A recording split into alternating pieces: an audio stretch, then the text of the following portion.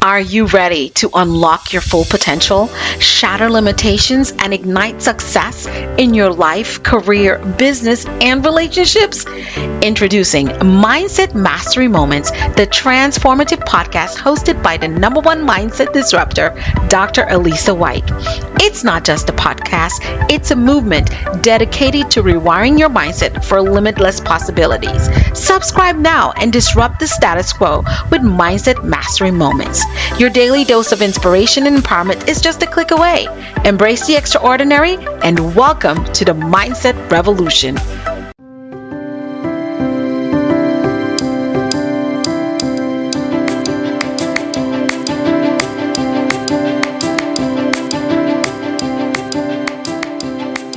Hello, disruptors, and welcome to another power-packed episode of Mindset Mastery Moments with yours truly, Dr. Alisa Whyte. Today, we are going to be talking about mastering self-promotion and overcoming public speaking anxiety, and how you can use the art and gift of public speaking to really articulate your voice, your brand, and your message.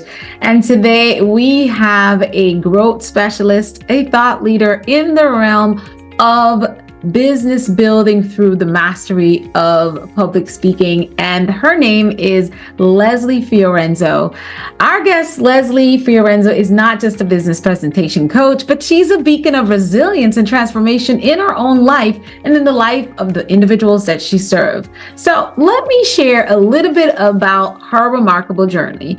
Leslie is a seasoned business presentation coach dedicated to helping entrepreneurs and business professionals present with confidence and grow their businesses and their brands. With over a decade of experience in public speaking and business communication, Leslie has honed her expertise in transforming timid speakers into powerful presenters who captivate their audiences and delivers results. But Leslie's story is one of determination and growth herself. She has had to fight the fear of public speaking in her own life. From a disappointing failed speaking contest to a confidence of delivering impactful presentation, she is a testament to the power of perseverance and self-belief. And you know I'm going to say that resilience mindsets. Disruptors, listeners, and viewers all over the world, I am thrilled to welcome to our Mindset Mastery Moments platform, Miss Leslie C Fiorenzo. Leslie, come on into the studio. Thank you, Dr. Alisa. It's so exciting to be here. I appreciate the opportunity. We're excited to delve into this powerful conversation because I have learned, Leslie, that people are actually less afraid of death than they are of public speaking. And so that was mind-blowing to me, I guess maybe because I got put in the spotlight pretty early as a child in church, and people are like, well, you've been speaking and doing stage performances, whether singing or dancing or whatever. You've been doing it your whole life. Do you still get nervous? I said, oh, yes, I do. So it does make sense. So Leslie, tell us about, in your background, there was this one pivotal moment where you actually had a tough time with public speaking. So if you can share a little bit about your journey and how you got started, and give us that moment when you found out that, oh, this is not an easy game, and how did you pivot from that? Well, you're exactly right. It is always the opportunity to reframe how we think about things. So even as now seasoned professionals, that a little bit of anxiety gives us a little bit of an edge. But it took me a minute to learn that. It took me longer than that. But as you indicated, I had an opportunity to participate in a contest, and I went in thinking, surely I was going to nail it. I would win the prize money, and that didn't happen. So it was disappointing. But luckily for me, I had a mentor who took me aside, took me under her wing, and gave me some really good advice. And that was hone your craft. So I have done some things and continue to learn and execute on the experts that I follow and can learn from, because every step of the way as we grow in our business and in our ability to speak and communicate, we're always then taking it to the next level and learning from people who are just a few steps ahead. So that's what I would say to your audience members, is it is a continual path It's not that at some point you arrive and it's all, it's always a learning journey. It is always a learning journey. And that's something that I love about being in the personal growth space. And I think everyone should, it sounds like there's a group of people who should be wanting to grow personally, but you're going to grow. You can grow on intention or by accident, but you're going to get pushed to grow. So Leslie, tell us a little bit about your background and what kind of work, how did you come into discovering your purpose to where now you actually coach individuals with this? Like, what's your why? Well, because I've seen so many people who are timid and shy, yet want to grow a business. And it's a little bit heartbreaking to me when people are not able to communicate in an effective and powerful way, and their business doesn't succeed. And then they wonder why, or they go back and get a job. And there's nothing wrong with being in a job. But if in your heart of hearts, you know you have the ability to share a message in a different way, do work in a different way, and the entrepreneurial bug will not leave you alone. Didn't leave me alone. That's why I'm here. So thinking about how can I do that and take best advantage of my natural gifts and talents, the things that I know are important to share, and share that in a way that connects with my right fit client.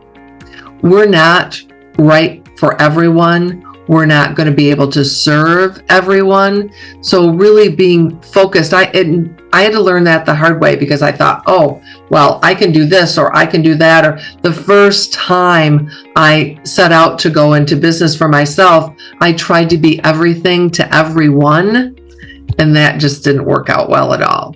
So now that I know the power of being focused and being specific, I like to think about it as a difference between ambient light or light from a LED bulb, if you will, and the power of a laser beam.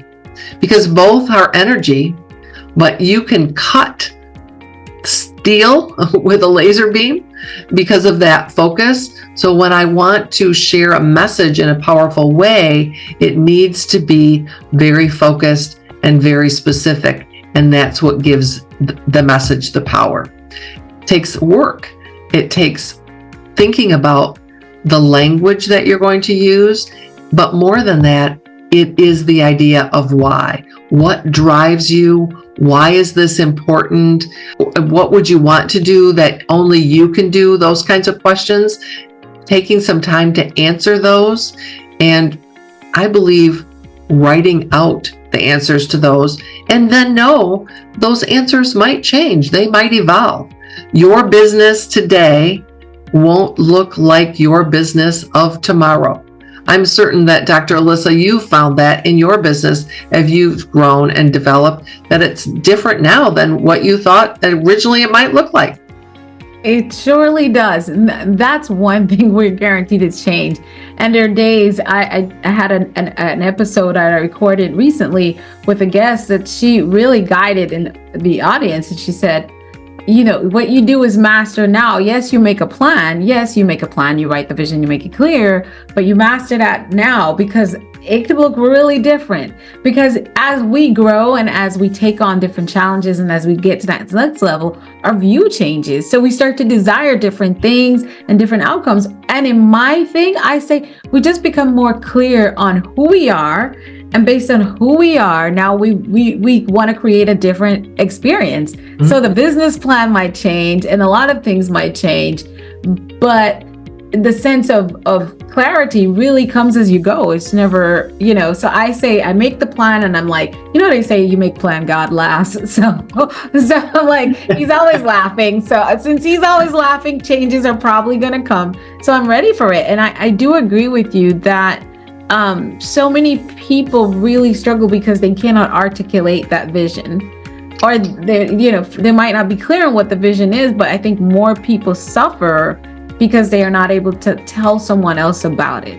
Mm-hmm. And so that's one of the hardships sometimes to get investments, to build an audience and a tribe that wants to become familiar with you so they can know, like, and trust you. And so, like you said, there's special words and ways of being and doing, not to make you cookie cutter. I'm pretty sure you coach your clients to more connect with that themselves from the inside and then articulate what they're thinking, feeling, and being to become that message. So that's just so powerful. I appreciate you sharing this.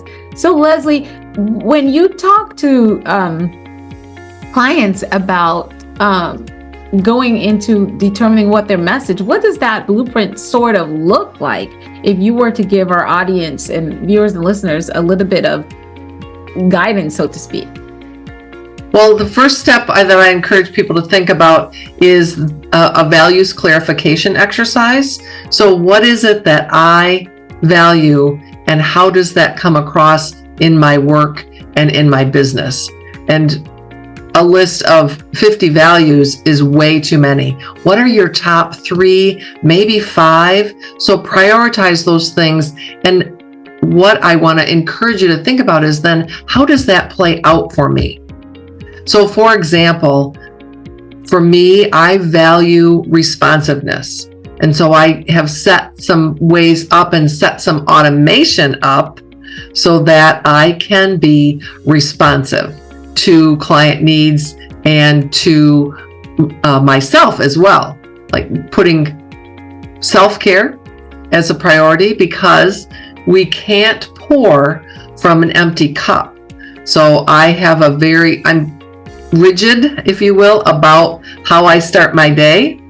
And those practices are so important to me because it helps set me up for success.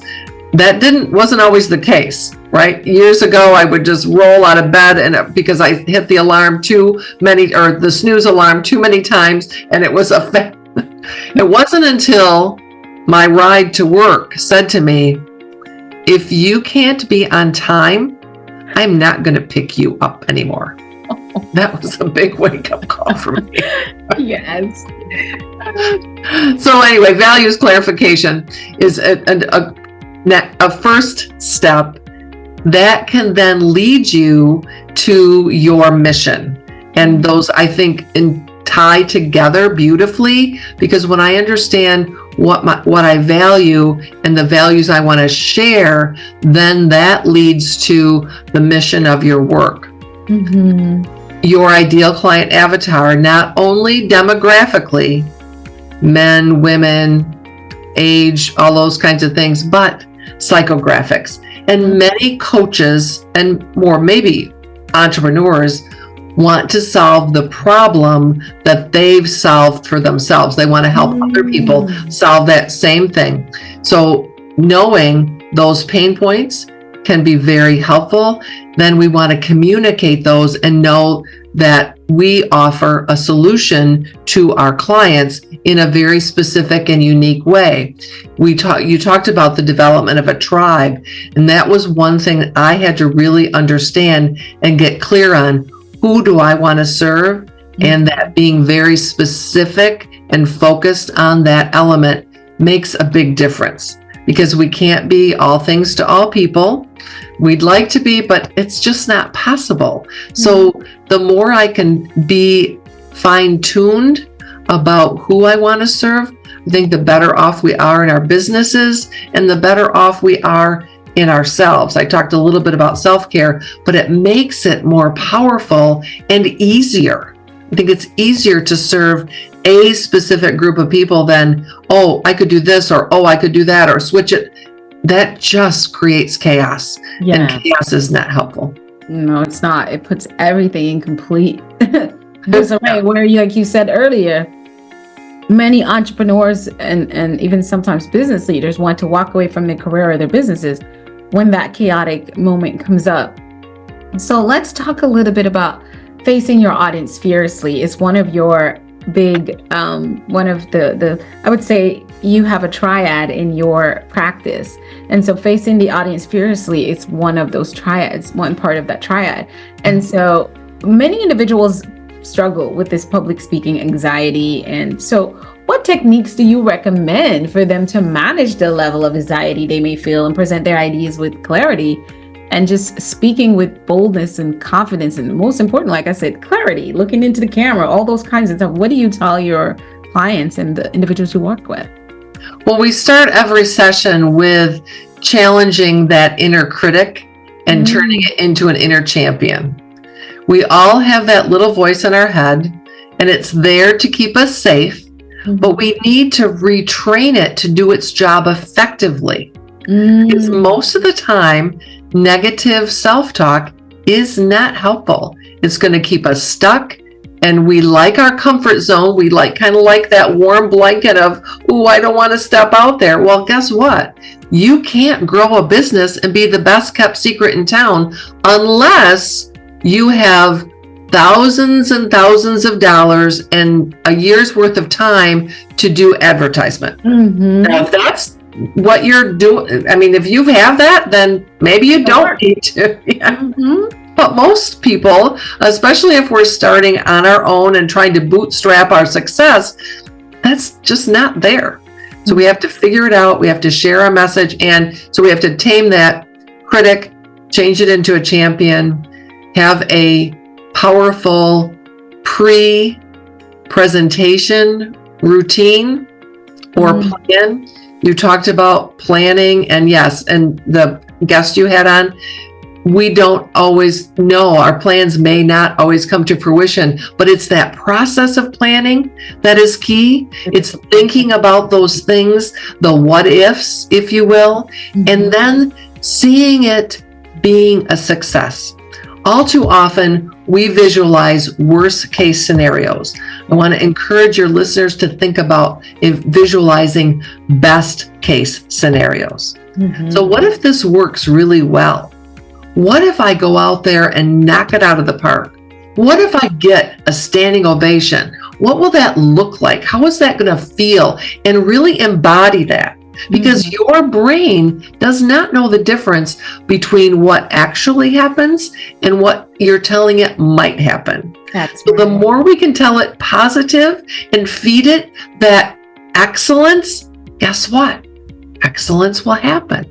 So seeing yourself on stage, seeing yourself maybe on a TED Talk stage, whatever it is for you, but create that visual of success and really feel that taking place. So you can know over and over, I can call on that and it can come true. We talked about anxiety and that challenge about how we view it. Know that anxiety and excitement show up physically in the very same ways. So I don't know if people are roller coaster fans, but this is the example I use. If you're going to go on a roller coaster, you're going to anticipate that feel that, oh my gosh, it's so exciting, I can hardly wait. Well, your heart rate increasing, your perspiration, your breathing increases. Same idea is if I step out on stage. It's just the reframe. So I'm not anxious, I'm excited. I don't dread it. Ooh, this is exciting. It's an opportunity. It's an opportunity. I love that. And that's the mindset behind the work, behind you showing up and actually giving your presentation. One of the things you said that was so stood out to me that I love, I talk about all the time, is that your brain don't know. Whatever images you feel it, whether you feed it, whether it's by visualization, whether it's by reading information, whether it's by watching television, it takes it and it thinks it's real. It doesn't discriminate information you feed it. So if you want, back in the days we talked about GIGO, garbage in, garbage out. It's the same. If you feed it that positivity, it will believe it. And the key thing you said, as I tuned in on what you were saying, was you will have something to pull from in those moments. One of the things we talk about in our speaking academy that Dr. Kareem Ellis runs is that you have to know your content, and that's part of it. It's where if you don't know and you haven't prepared, what are you going to pull from? And you said a very key thing is having a pre-presentation routine, which will include all those things that you've given yourself. So when you come on a podcast, every time you show up, you are your brand. Before they know anything about your website could be the best, most constructed, but you are the best walking billboard that they will ever see. And so you have to embody and translate your message so clear. And so I would say sometimes I love to use the word simply, because why do I go with simply, Leslie? It's because we never know who we're talking to. Like today on this podcast, we're talking to people in Bangladesh, Pakistan, in Hawaii, England, Australia, people who English is their second language.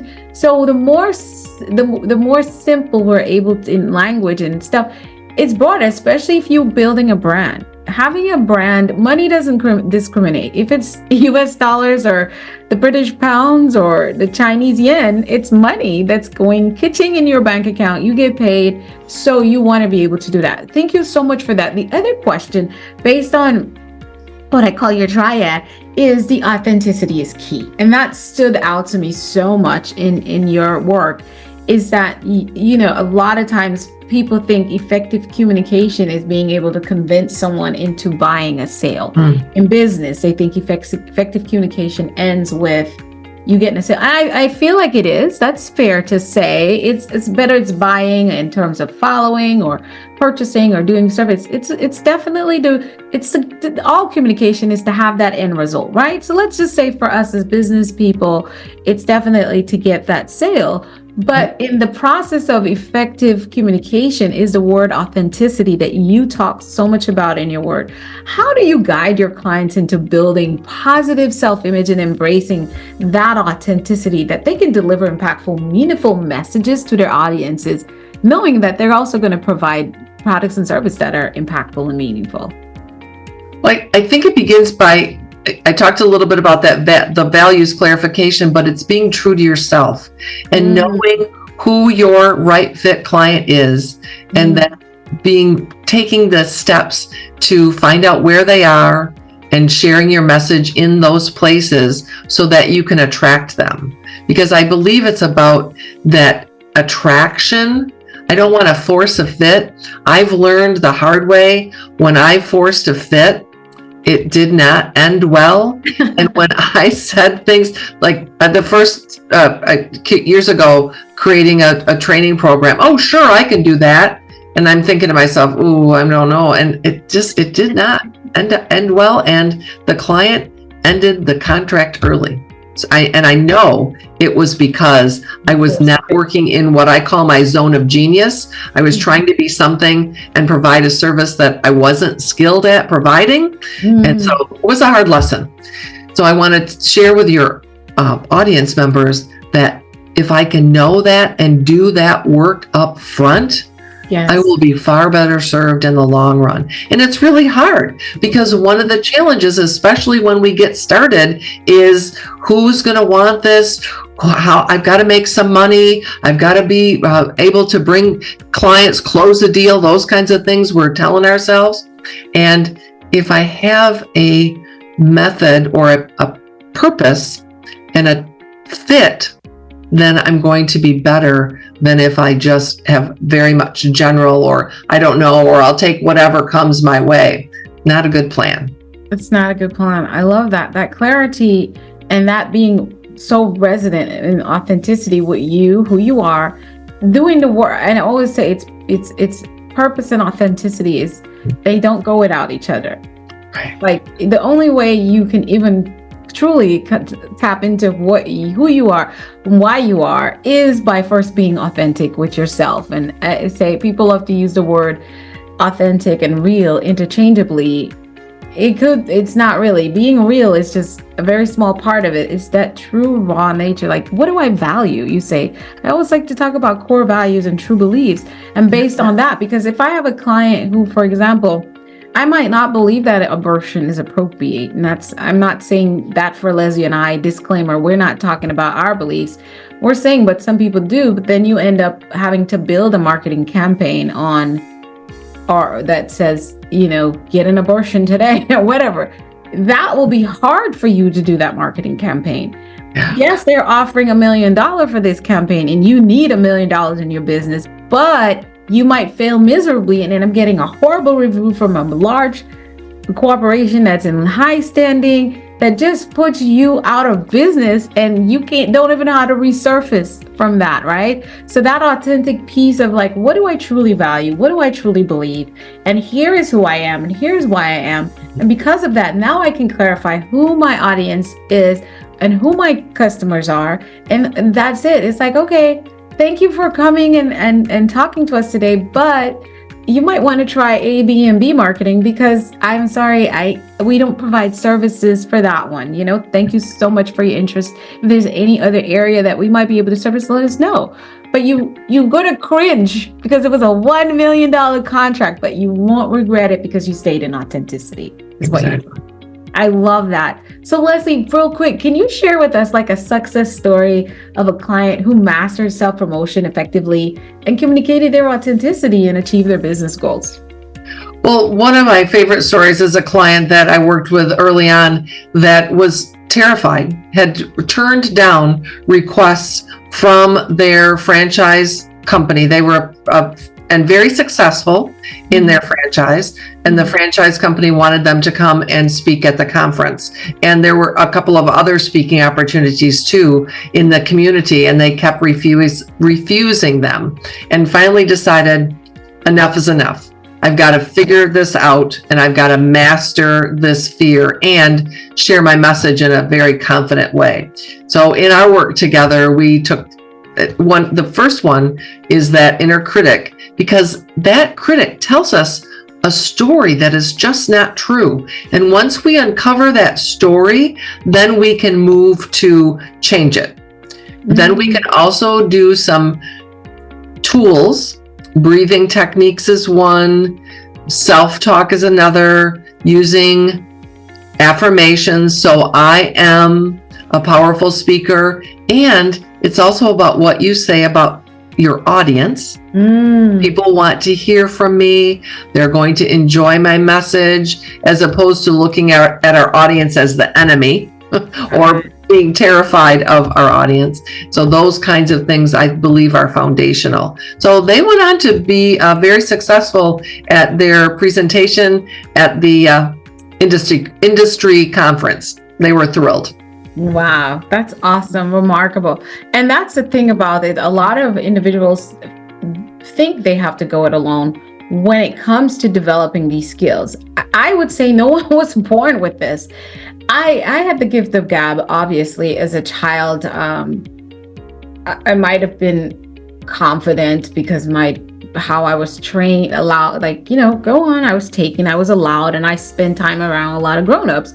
Well, that's what they did all the time. They were in front of the church stage or somewhere in some group. And so I was taken along. So I saw it. So it was like a programming. Mm-hmm. However, how to articulate, how to connect with everything and put it all together so it makes the best, the most impactful space is what I did. And so you could be listening to us today and hearing Leslie as a professional coach in this area and thinking, well, I know who I want to talk to. I know what I want to talk about. Okay, great. But do you know how? You weren't born with those skills. So this is why individuals like Leslie has passionately created her purpose-grounded coaching practice, is to bring you, if you're now starting off, to bring you into clarity and authenticity, and then also give you the tools and techniques so you create, I would say, a well-oiled system that you can recreate over time. And then you still have her to support you along that journey to get feedback before you provide and present it to someone else. So if you're listening to us, her info will be provided a little later. It's also wherever you listen is. This is why she's here. And I could tell you, as Dr. Alisa Whyte, after being in presenting and training and corporate teaching, doing lectures at college and things like that, when I wanted to step into brand building as a speaker, I did quite a couple. I did the John Maxwell team and got my speaker training certified to begin with. And then, of course, many of you know, Dr. Cream and I, we did an episode, and you all, if you're familiar with us, we're always yin and yang with speaking.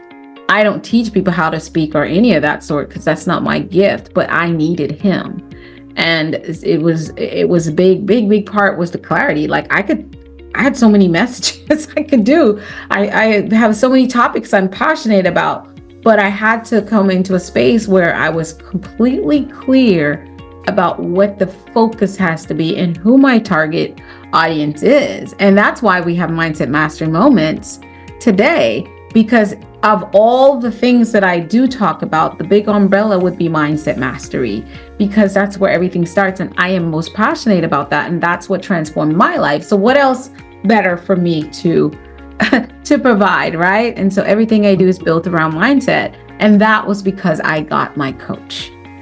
And the how to present it is what he helped me craft and figured out. So it works. If you're listening to us, we have a lot of budding entrepreneurs and business leaders that listen to podcasts. If you're looking for that, this is why we wanted this episode. This is why I loved when I was able to meet Leslie and was like, I can't wait to have her. And she's already provided so much value. So Leslie, we get to shift gears and dive into a little bit more about you and some fun part in our segment that's called Flip the Script. We're going to ask you some standard questions that our guests and audience love to, listen and hear you share.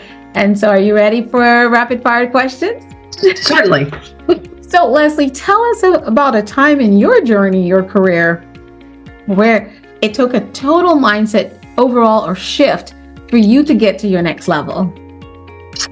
Well, one of the things that I was thinking about the time and an expectation of time and being realistic with expectations, because it doesn't happen overnight.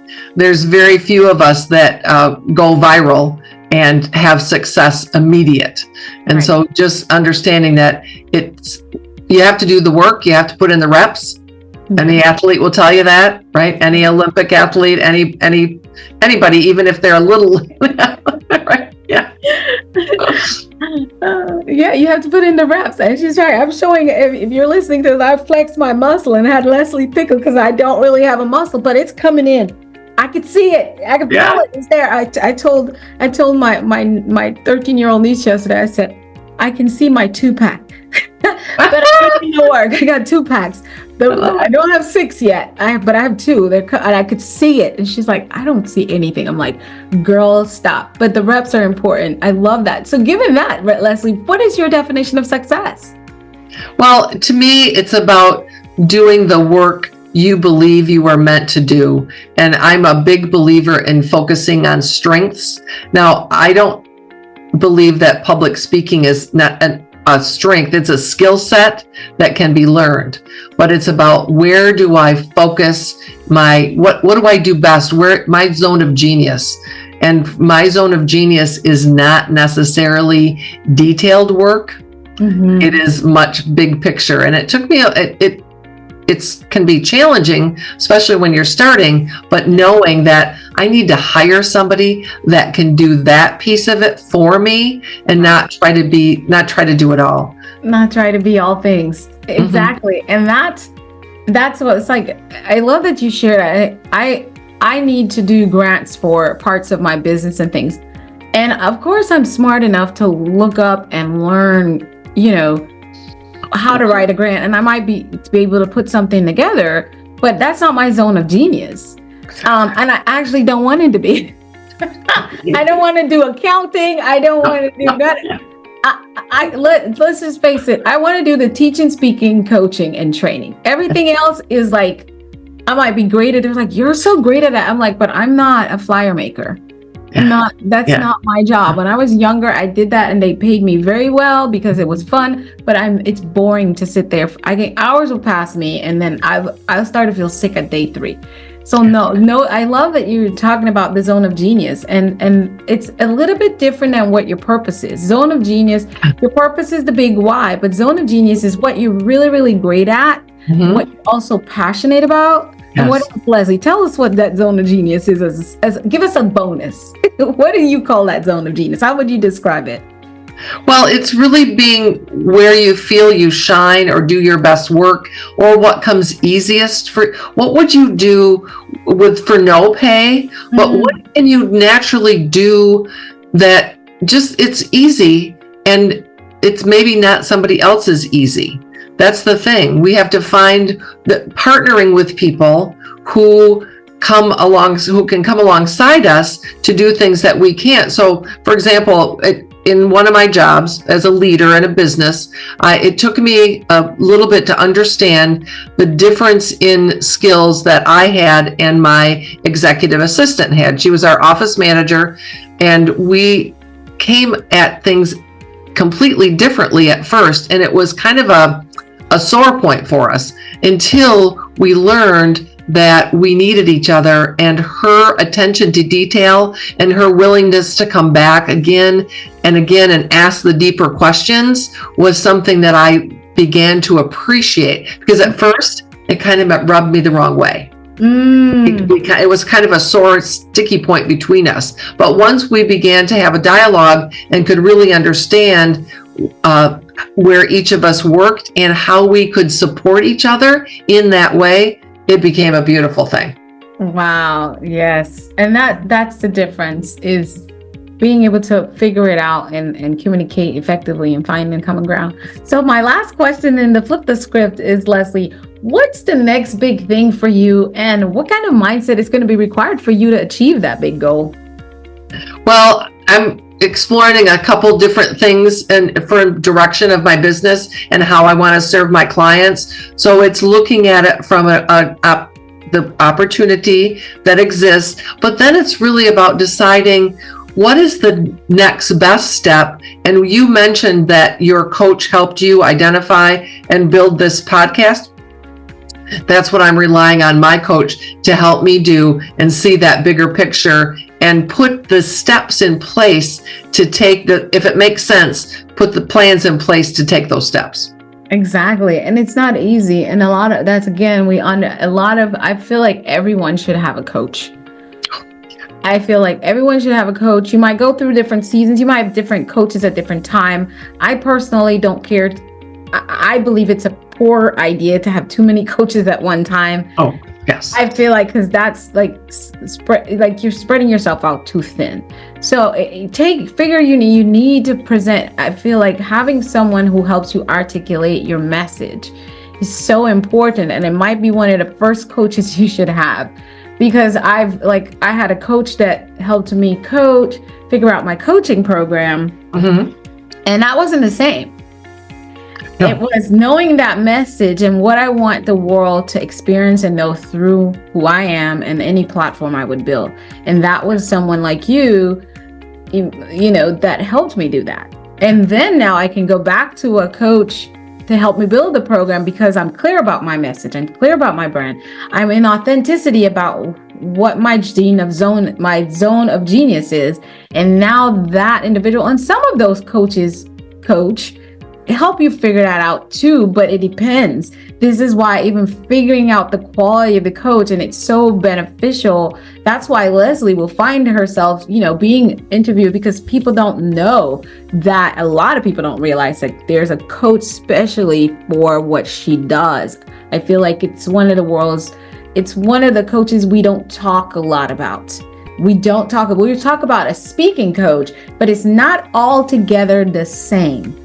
Some speaking coaches offer what Leslie does. She is a speaking coach as well, but that part of clarifying your message and authenticity is key. There's so many people who call themselves speaking coaches, and what they do is tell you, oh, you want to write a speech? Let's write you a speech.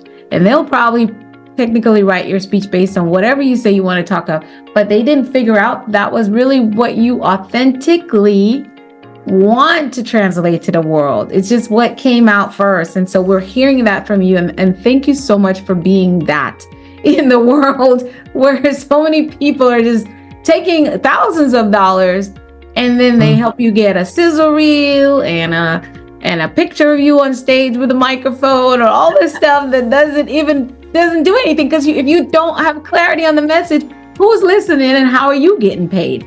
Exactly. So we went and flipped the script. We hope I just flipped your script with that, but this is exactly why I had to bring her onto the podcast as well, because I saw what she stood for and what she's doing. And so I stand by it. So Leslie, before you go, you've got to tell the wonderful listeners and viewers around the world how they can connect with you for further guidance and support of mastering self-promotion and effective communication in their business and brand. I think they can find me on my website, which is lesliefiorenzo.coach, and connect with me there. They can also find me on LinkedIn and Facebook. So I have a personal page on Facebook. I have a business page, Find Your Voice. I also have a group and a YouTube channel. So those social media platforms and those links are all on my website. So probably easiest to start with my website.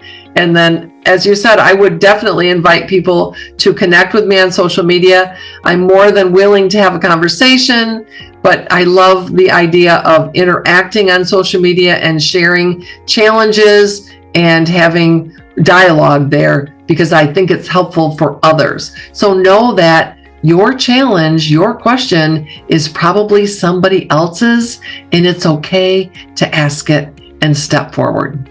It is. And so, yes, as you all know, we always have all the links. We have all the links for Leslie in the description wherever you're seeing or listening to this episode. And also, Leslie has a freebie for you, as if she hasn't given you a lot of freebies today. She has a freebie that you can download. The link is in there. Leslie, can you tell us about the freebie that you brought for us today? Sure. It's my Fearless Speakers tip sheet. So 5 tips to overcome their fear of public speaking. And they're simple.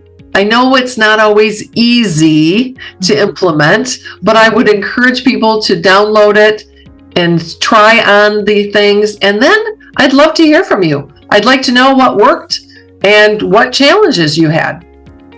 Absolutely. And that link for that special free gift is also in the description. So, and if you go to Leslie's website, if you just click the first link in the description with her website, you will find all the things to connect with her and to download your free gift for listening all the way to the end of this powerful episode with Leslie C Fiorenzo. Leslie, it's been such an honor.